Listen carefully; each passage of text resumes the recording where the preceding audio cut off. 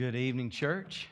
Glad we're able to be together again and open up God's Word, and as was just prayed for, study and have a better understanding of God's will as we can walk better with Him. As I chose a subject tonight, chose to look at this subject tonight of being salt, and what we're going to look at is a parable we find in Matthew chapter 5, verses 13 through 16. We're going to really look at that in just a second.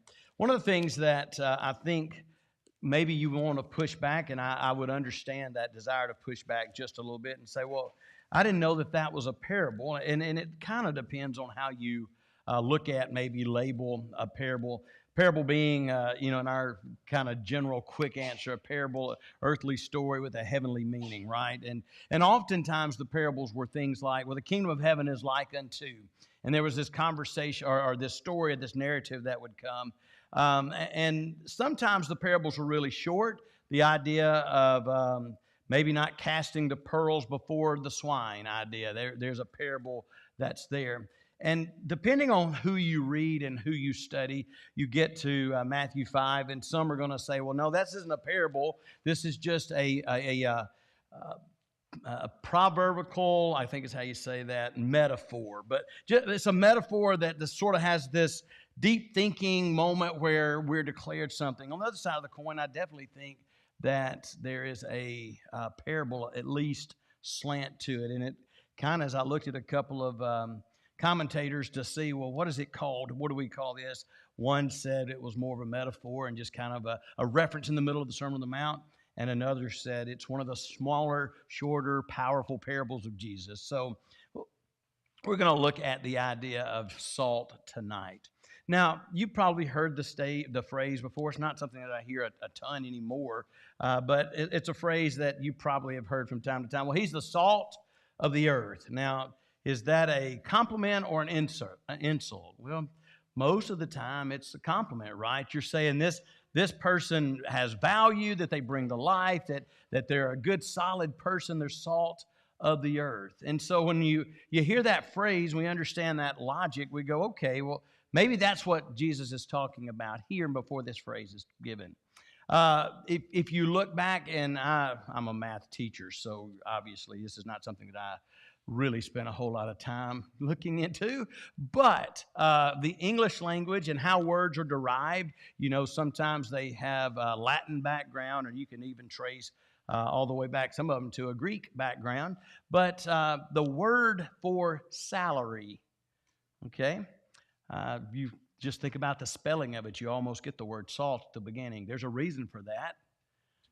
Salary was the word that was used that I think was derived from the Greek language, but into Latin, how they would pay the Roman soldiers.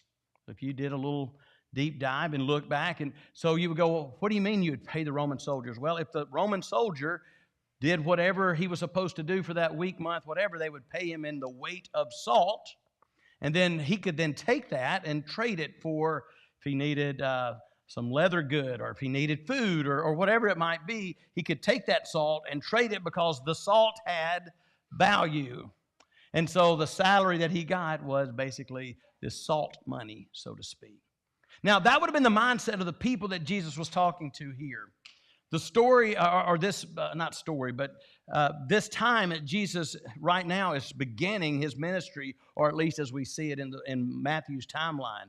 Just a chapter before, we see even the end of chapter 3, into chapter 4, Jesus is being baptized. He's being tempted. He's fixing to go out and start his ministry. And here we get at the beginning of chapter 5, and it is an interesting idea that he sits down and those are gathered around him, and he starts to teach.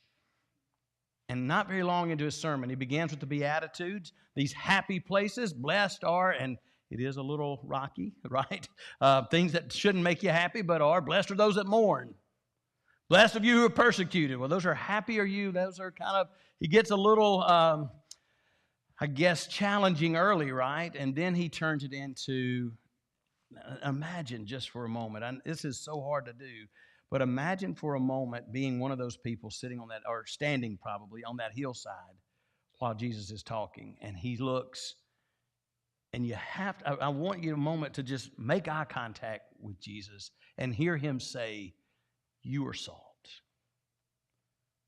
You are valuable. Now, most all of us, not all of us, but most all of us have a little voice inside our head that goes, no, I'm not. I'm not that valuable. I don't really matter that much. Now, there's some that have muted that voice, but most of us probably have that moment. But think about this new rabbi, this new teacher right on the scene, don't know much about him, and he looks and he says, you have worth. You have value. How would that have landed? Man. You know, as a coach, sometimes there's been moments where I've had to lead a conversation and say, we're going to win this game. In the back of my mind, I'm thinking, things are going to have to break just right for this to happen. There is a chance, though. I'm saying there's a chance, right? But I want the girls to hear as I'm talking, he believes that we can do this. And when he believes it, I believe it, and let's go do it.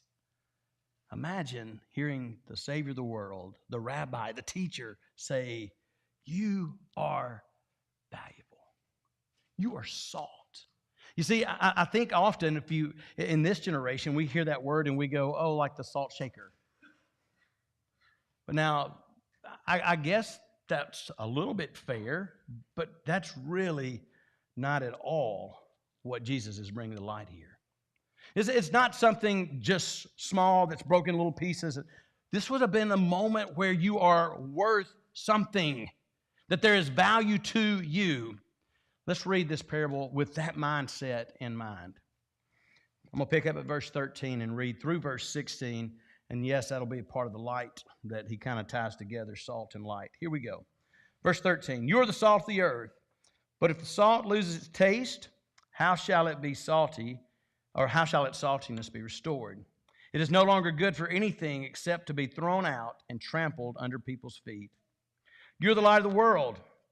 A city set on a hill cannot be hidden, nor do people light a lamp and put it under a basket. But they put it on a stand, and it gives light to all in the house. In the same way, let your light shine before others, so that they may see your good works and give glory to your Father who is in heaven.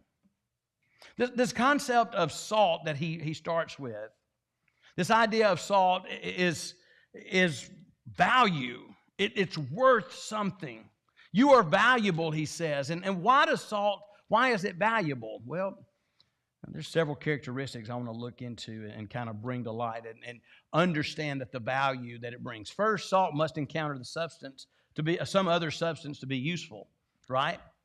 Now I say that, and I know that we could probably pick this apart a little bit and go, well, I was running a little low, and we used to take salt tablets when I played football, and yes, those are moments like that. But for the most part, the salt that we're using is really valuable in the moment that it comes in contact with something else. It's more than just the value that has. It's coming in contact with someone. Think about that for a moment. If we are salt, how important is it for us to come in contact with others? Isn't that what it's about? This isn't an individual game that we're playing. It's not an individual sport. It's not an exclusive group. It is a situation where we're trying to enhance the world around us. A prayer this morning that was made by Hunter, John a while ago, the same idea that we want to be better for not just us, but for those around us. Are we?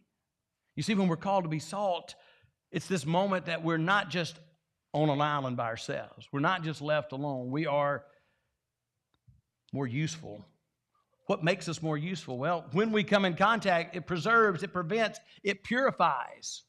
Now, again, not a science teacher either, a math teacher only, but some of you, and probably we've all been through and understand a little bit of the characteristics or qualities that salt does to preserve something. Now, again, I've never, ever, other than just eating a ham that's been preserved in salt, but some of y'all, any of y'all ever packed a ham in salt and cured it and let it dry, or seen that happen?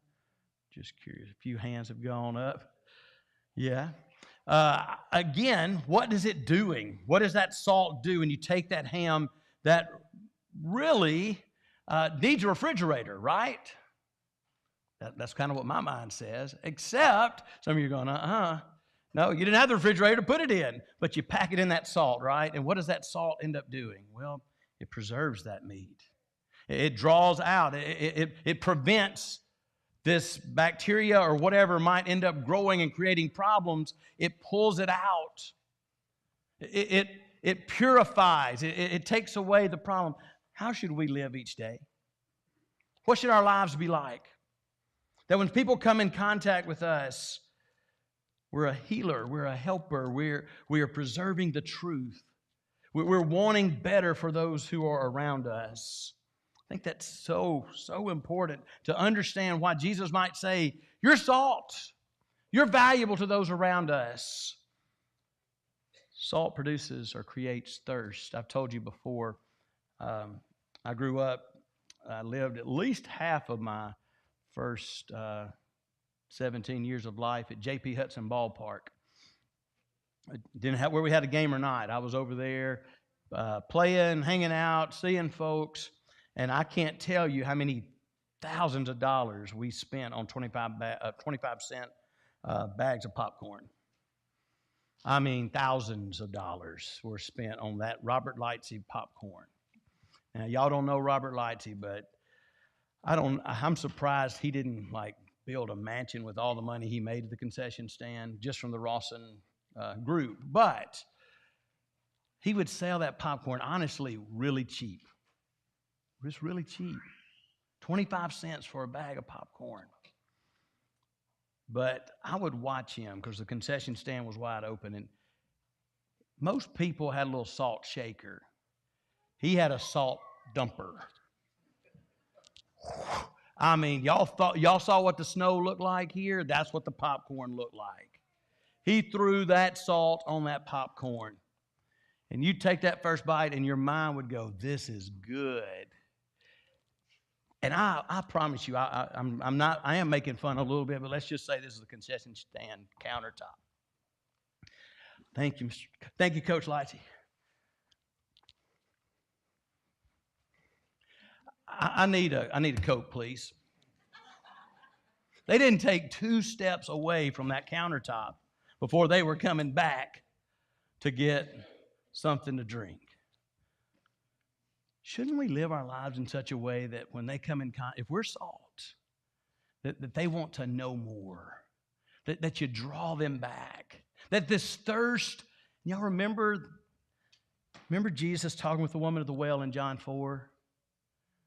And they had that conversation, and while they're talking, he starts with what? Woman, give me something to drink. And boy, she gives all the reasons why this shouldn't work. You're a Jew, I'm not. You're a man, I'm not.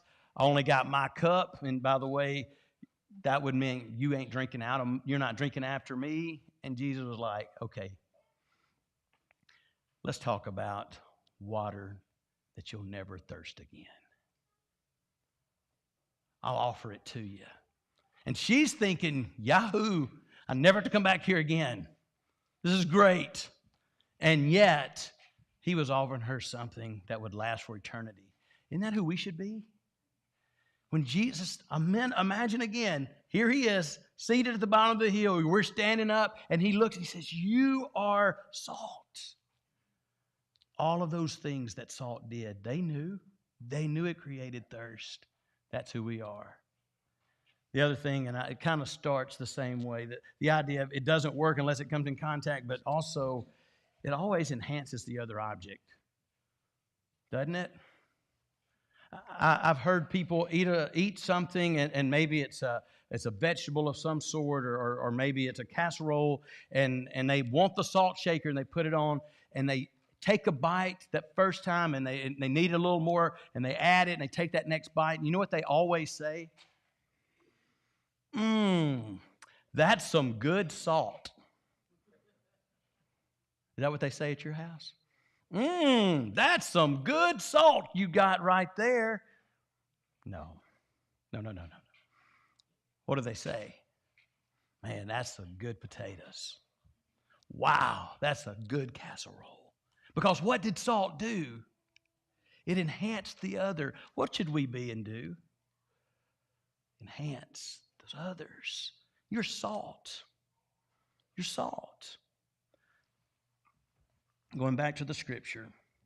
If the salt loses its taste, how shall it be salted, or how shall its saltiness be restored? It's no longer good for anything except to be thrown out, trampled under feet or foot. We've got 2 points to make, and then we'll close out. First, I learned this in a science class, and then I actually got to see it down when we went on a cruise to, I don't remember where the place was, but somewhere they had little salt lagoons. And what they had were these sticks that were stuck, and actually they had some mats laid out there too, under the water. But the way you got the salt out of the water was to pull those sticks out, and you scrape the salt off of the sticks.